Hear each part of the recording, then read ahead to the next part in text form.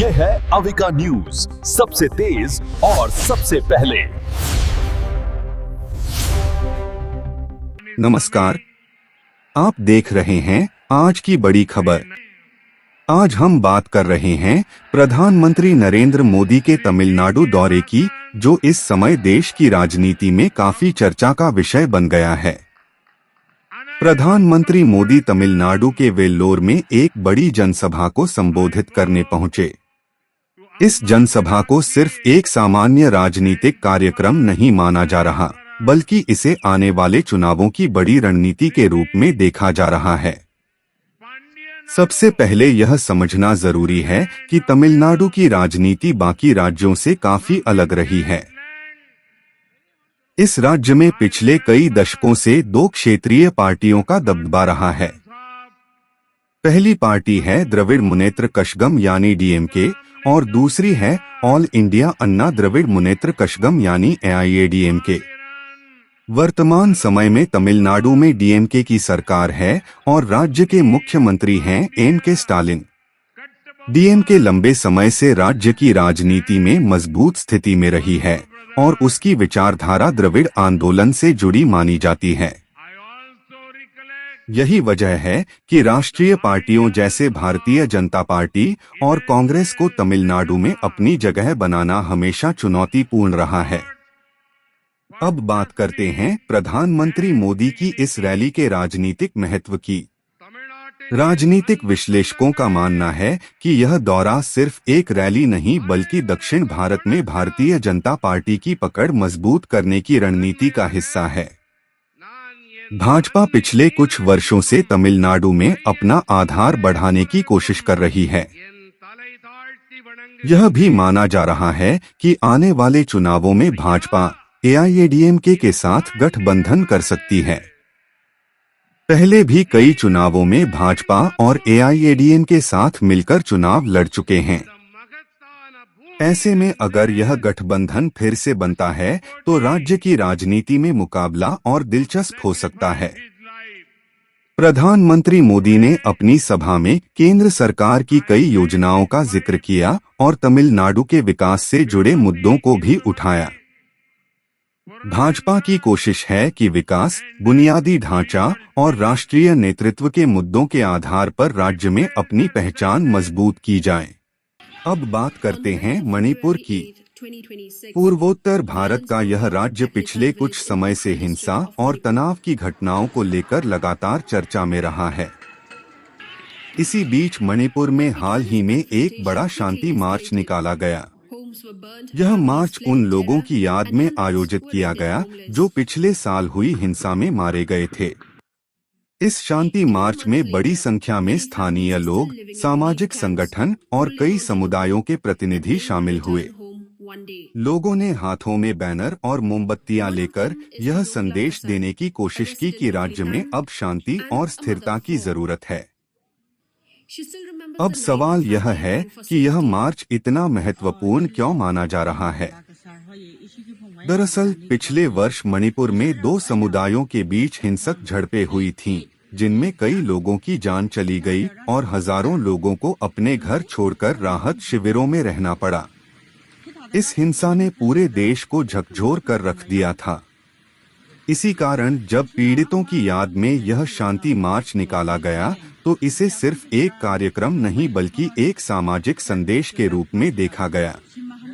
लोग यह दिखाना चाहते हैं कि अब राज्य में हिंसा नहीं बल्कि शांति और न्याय की जरूरत है। इस पूरे घटनाक्रम का एक बड़ा मतलब यह भी है कि मणिपुर का मुद्दा अभी पूरी तरह खत्म नहीं हुआ है। वहाँ के लोग आज भी न्याय, सुरक्षा और स्थायी शांति की मांग कर रहे हैं। सरकार और प्रशासन के सामने भी यह एक बड़ी चुनौती है कि राज्य में सामान्य स्थिति पूरी तरह बहाल की जाए और सभी समुदायों के बीच भरोसा फिर से कायम किया जाए। अगर इस खबर का निष्कर्ष निकालें तो साफ कहा जा सकता है कि मणिपुर में निकाला गया यह शांति मार्च सिर्फ पीड़ितों को श्रद्धांजलि देने का कार्यक्रम नहीं था, बल्कि यह राज्य में शांति, न्याय और सामान्य जीवन की वापसी की एक मजबूत मांग के रूप में सामने आया। अब बात करते हैं कि राहुल गांधी ने कैसे सरकार पर हमला बोला है। कांग्रेस नेता राहुल गांधी ने हाल ही में एक अंतर्राष्ट्रीय मुद्दे को लेकर केंद्र सरकार पर तीखा हमला बोला है। राहुल गांधी ने कहा कि भारत की विदेश नीति को लेकर सरकार को देश के सामने स्पष्ट जवाब देना चाहिए। उनका आरोप है कि सरकार कई महत्वपूर्ण अंतर्राष्ट्रीय मामलों पर पूरी जानकारी सार्वजनिक नहीं कर रही है। राहुल गांधी का यह बयान ऐसे समय आया है जब अंतर्राष्ट्रीय स्तर पर कई भूराजनीतिक घटनाएं तेजी से बदल रही हैं। उन्होंने कहा कि जब भी भारत का नाम किसी अंतर्राष्ट्रीय विवाद या रणनीतिक मामले में सामने आता है, तब सरकार की जिम्मेदारी बनती है कि वह संसद और जनता के सामने पूरी स्थिति स्पष्ट करे। अब सवाल यह है कि यह मुद्दा इतना महत्वपूर्ण क्यों माना जा रहा है। दरअसल भारत की विदेश नीति हमेशा से देश की सुरक्षा, व्यापार और वैश्विक संबंधों से जुड़ी होती है। ऐसे में अगर विपक्ष सरकार से सवाल करता है तो यह मुद्दा सिर्फ राजनीति तक सीमित नहीं रहता, बल्कि यह राष्ट्रीय नीति और अंतर्राष्ट्रीय संबंधों से भी जुड़ जाता है। राहुल गांधी के इस बयान के बाद राजनीतिक माहौल भी गर्माता हुआ दिखाई दे रहा है। सत्तारूढ़ दल का कहना है कि सरकार देश के हित में काम कर रही है और विदेश नीति से जुड़े फैसले पूरी जिम्मेदारी और रणनीति के साथ लिए जाते हैं।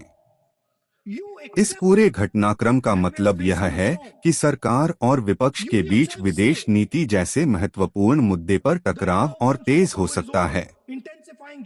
राजनीतिक विश्लेषकों का मानना है कि यह मुद्दा आने वाले दिनों में संसद के भीतर भी उठाया जा सकता है।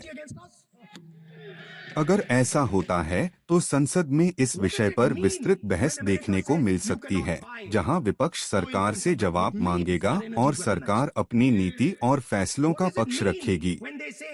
अगर इस खबर का निष्कर्ष निकालें तो साफ कहा जा सकता है कि राहुल गांधी का यह बयान सिर्फ एक राजनीतिक टिप्पणी नहीं है, बल्कि यह सरकार की विदेश नीति को लेकर जवाबदेही और पारदर्शिता की मांग के रूप में देखा जा रहा है। अब देखना यह होगा कि आने वाले दिनों में सरकार इस पर क्या प्रतिक्रिया देती है और संसद में इस मुद्दे पर किस तरह की बहस होती है। अब बात करते हैं। जीवन में हर व्यक्ति खुश रहना चाहता है, लेकिन अक्सर लोग यह समझ नहीं पाते कि असली खुशी आखिर मिलती कहां से है। कई बार हम पैसा, सफलता और बड़ी उपलब्धियों के पीछे भागते रहते हैं, लेकिन फिर भी मन के अंदर सुकून महसूस नहीं होता। इसी बात को समझाने के लिए एक छोटी सी कहानी सुनिए। एक बार एक बहुत अमीर व्यापारी था। उसके पास पैसा, बड़ा घर, गाड़ियां और हर तरह की सुविधा थी, लेकिन फिर भी वह हमेशा परेशान और तनाव में रहता था। एक दिन वह अपने शहर के बाहर घूमने गया। वहां उसने एक किसान को देखा जो खेत में काम करते हुए गाना गा रहा था और बहुत खुश नजर आ रहा था।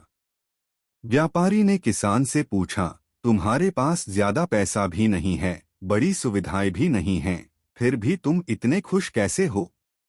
किसान मुस्कुराकर बोला, मैं हर दिन भगवान का धन्यवाद करता हूं कि मुझे मेहनत करने की ताकत मिली है, परिवार का प्यार मिला है और 2 वक्त की रोटी मिल जाती है। मैं उन्हीं चीजों में खुशी ढूंढ लेता हूं जो मेरे पास हैं। व्यापारी को यह बात सुनकर बहुत आश्चर्य हुआ।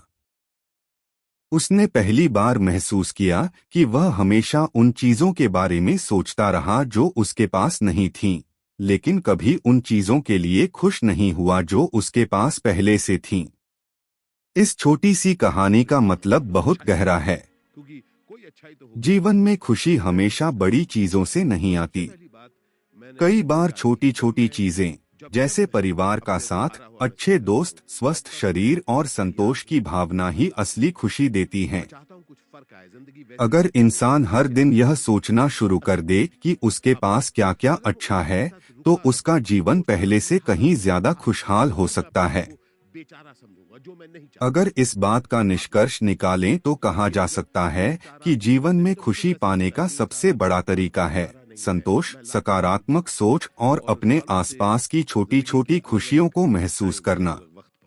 क्योंकि सच्चाई यही है कि खुश रहने के लिए हमेशा ज्यादा पाने की जरूरत नहीं होती, बल्कि जो हमारे पास है उसकी कदर करना ही असली सुख का रास्ता है। यह है अविका न्यूज, सबसे तेज और सबसे पहले।